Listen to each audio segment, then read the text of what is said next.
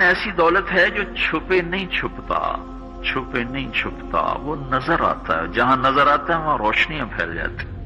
میں جب سے کالج چھوڑا میں کبھی ہوٹلوں میں نہیں گیا، یہ 5 اسٹار ہوٹل کا اس وقت ہم جایا کرتے تھے جب کوئی وہاں جانے کا نام نہیں لیا کرتا تھا۔ چھوٹی عمر میں لاہور چلے گئے، ماں باپ جیب میں پیسے ڈال دیتے تھے، وہ سمجھتے تھے پڑھ رہے ہیں، ہم کچھ اور کاموں میں ہوتے تھے۔ تو پھر اس کے بعد میں زندگی میں پہلی دفعہ گیا، ہمارے ایک دوست تھے، ان کی بیٹی کی شادی تھی، تو میں کبھی نہیں جاتا ایسے موقعوں پر اس قسم کی جگہ پر، لیکن اس نے میری اتنی منت کی کہ میں شرمندہ ہی ہو گیا۔ میں نے کہا اچھا بھائی میں آ جاؤں گا، اور پھر اس نے مجھے تسلی دلائی کہ وہاں سارا الگ الگ ہے، عورتوں کا انتظام الگ ہے، مردوں کا الگ ہے، پی سی لاہور میں۔ تو میں نے کوئی 30-32 برس کے بعد اس ہوٹل میں قدم رکھا، ماضی کے دھندلکوں میں جھانکتے جھانکتے کتنی صبحیں کتنی شامیں وہاں گزری ہوئی تھیں غفلت کی۔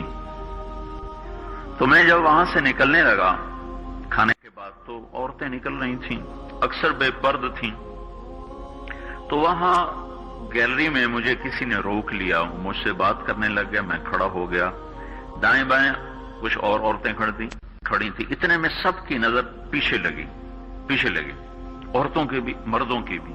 تو مجھے سمجھ میں نہیں آیا کہ یہ نظریں پیچھے کیوں اٹھ رہی۔ کیا دیکھا، میرے قریب سے ایک خاتون گزری جو سر سے لے کر پاؤں تک مکمل برقعے میں، ہاتھوں پہ بھی دستانے تھے اور پاؤں میں جرابیں تھیں، اور ایک بالکل سادہ سا برقع انہوں نے پہنا ہوا تھا۔ جب وہ گزری ہے تو ایک دم سناٹا چھا گیا، سارے عورتوں پر بھی سارے مردوں پر بھی۔ تو مجھے اس وقت خیال آیا کہ یہ حق ہے، یہ سورج جب چمکتا ہے تو ہر ایک کو اس کی روشنی نظر آتی ہے۔